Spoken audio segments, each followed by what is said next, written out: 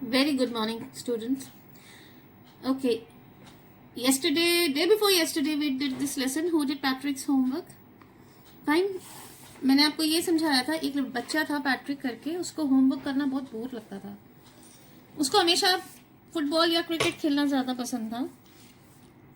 एक बार वो क्या देखता है, उसकी जो कैट होती है वो एक डॉल से खेल रही होती है.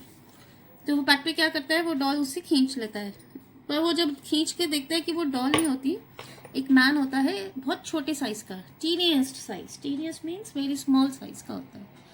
ओके, वो टीनियस्ट साइज का जो मैन होता है उसको हम एल्फ बोलते हैं. तो एल्फ उससे रिक्वेस्ट करता है पैट्रिक से कि उसको इस बिल्ली से बचाए, और उसके बदले में कि तुम मेरे से जो भी मांगोगे मैं तुम्हें प्रॉमिस करता हूँ मैं वो पूरा करूँगा.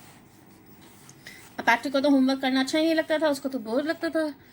तो अब पैट्रिक खुश हो गया कि उसको उसकी समस्या का हल, प्रॉब्लम्स का जो हल है वो उसको मिल गया.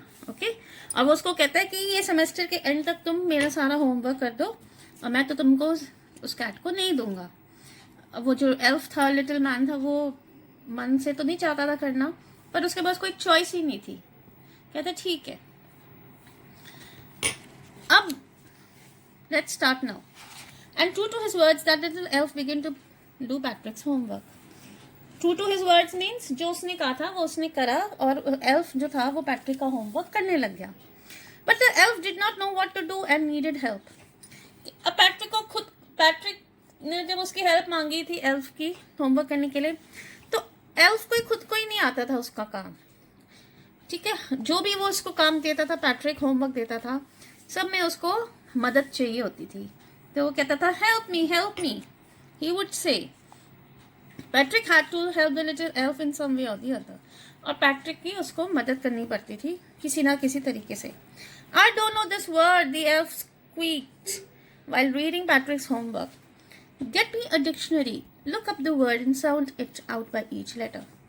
कहता है मेरे को ये वर्ड नहीं पता, जाओ डिक्शनरी लेकर आओ और मुझको इसका आंसर बताओ. फिर जब मैथ्स की बारी आई, again what are time tables. कहते हैं टाइम टेबल्स क्या होते हैं. We elves never need that. कहते हैं हम जो एल्व्स होते हैं हमें कभी इसकी जरूरत ही नहीं पड़ी, तो मुझको इसके बारे में पता ही नहीं है. Addition, subtraction, multiplication, division and fractions, ये जो सारे हैं कभी भी मुझको इसकी जरूरत ही नहीं पड़ी. तो sit down beside me and simply guide me. तो मेरे पास बैठो और मेरे को गाइड करो, यानी कि मुझको बताओ ये कैसे करना है मैथ्स के sums. Else know nothing of human history. ना उसको हिस्ट्री के बारे में आता था. हिस्ट्री उसके लिए मिस्ट्री थी. To them it's a mystery. So the little elf often shouted loudly, go to the library, I need books. वो चिल्लाता पैट्रिक पे, जाओ लाइब्रेरी में और बुक्स लेकर आओ, मुझे बुक्स की जरूरत है. मोर एंड मोर बुक्स, ज्यादा से ज्यादा बुक्स लेकर आओ. And so Patrick helped the little elf by getting books and reading them to him.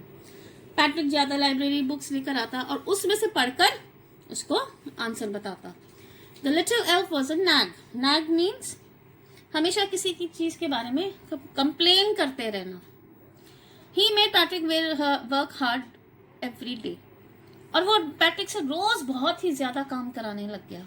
Finally, the last day of the school arrived and the elf was free to go. और last दिन आ गया school का, और elf को अब उसने Patrick ने छोड़ दिया था, क्योंकि बात हुई थी सेमेस्टर के एंड तक काम करने की, और अब वो लास्ट डे आ गया था तो उसने एल्फ को फ्री कर दिया था.